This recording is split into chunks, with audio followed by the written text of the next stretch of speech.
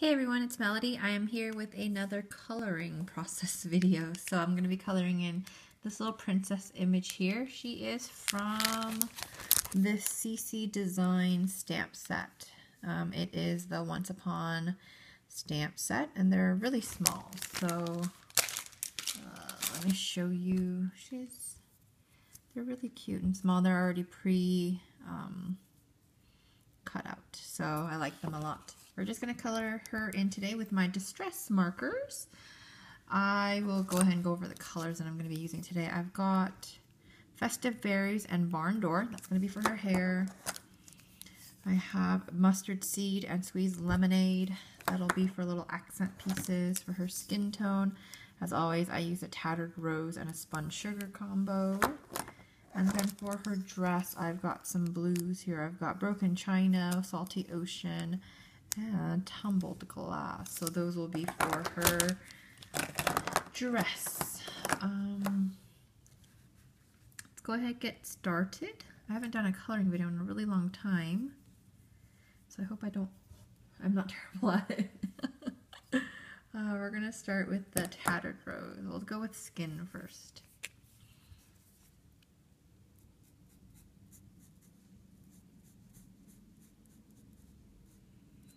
I used VersaFine black ink to ink up the image. I probably should have let it dry a little bit longer, but I have an eye appointment that I have to go to in a little bit, so I just thought I would get this thing going.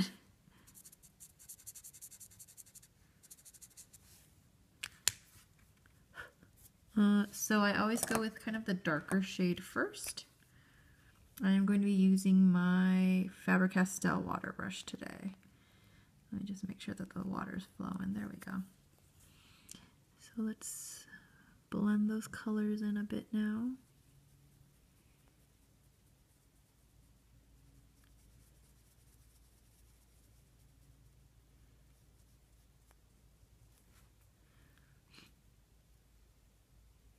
It's a little bit of a cloudy day, so I'm not sure how the lighting on this video will turn out, but thought I would give it a try anyways. I'm going to let that dry a little bit before I add a little bit more color to the center. Let's go ahead and try her hair. No, her dress. Let's go for her dress. So again, I'm going to use my darkest shade first. I think that's going to be Salty Ocean. I kind of just go on outlined areas like so.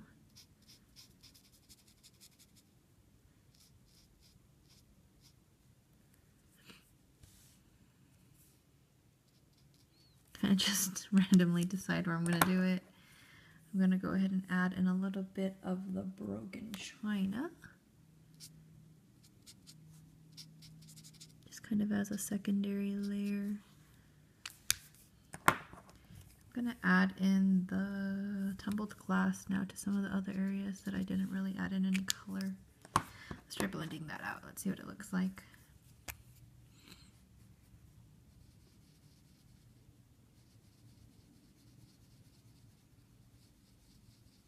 Oh, I love it when the water brush gets a nice flow of water going. Sometimes you have to kind of get it started and play around with it a little bit. There we go. Nice. Nice shades of blue. So let's let that dry a little bit before we add any more color and detail and stuff. Let's go ahead and do her cap too in the same sort of color sequence that we did earlier.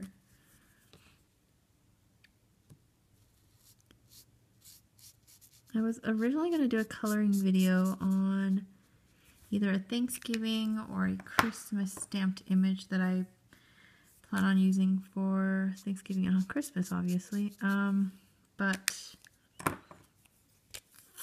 don't really know what I want to do for those cards yet, so I don't have anything really prepared. I have stamped images that I feel like I'm gonna want to use for the holidays this year, but nothing I really wanted to commit to yet, so decided to just go with some basic images that I had. I always like to make a lot of images and then just go through the images I have when I want to make a card and such. So that blended pretty nicely there. Cool. I kind of just wipe off my brush like on my finger or on another scrap piece of paper. Let's let all that dry. Let's go on to her hair. I wanted to make her a redhead, so I always feel like I have trouble with red hair, so it's always good to practice.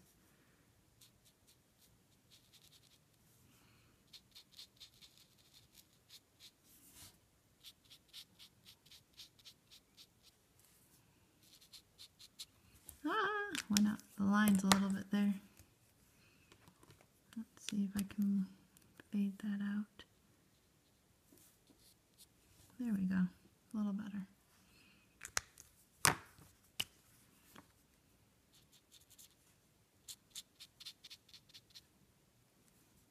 I'm adding in some festive berries.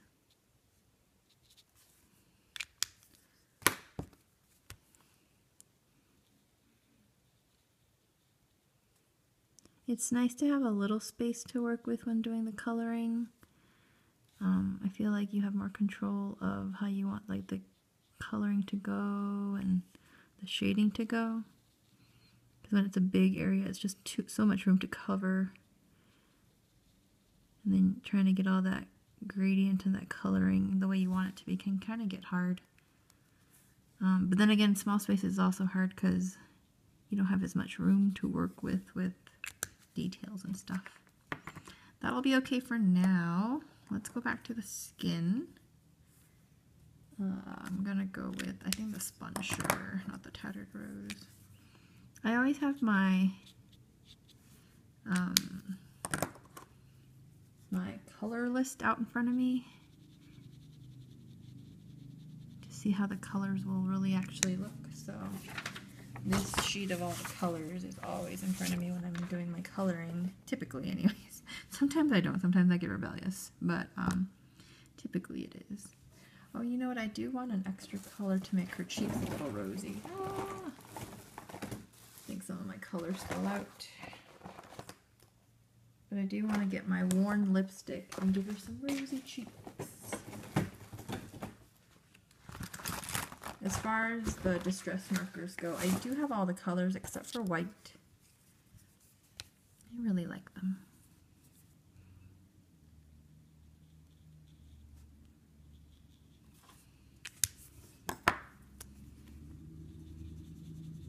Fade that in.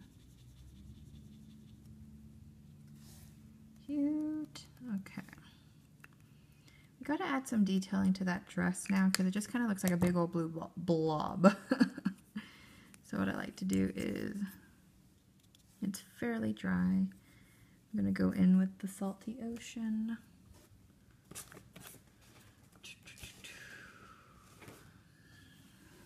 And I think I'm just going to add a little bit of highlighting like that.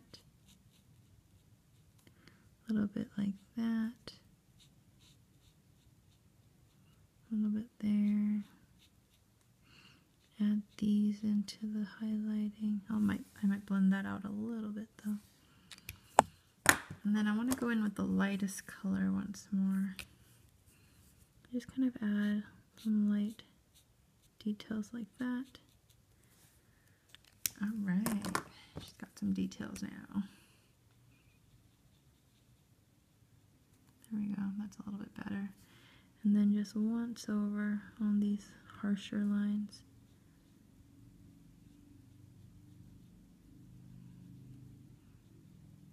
Because I want that defined line there, but I don't want it to be so bold. Kind of like the way the cap turned out actually. I might just keep that as is. And then I want to bring in my Squeeze Lemonade for this little ribbony bit here, which I might just color in.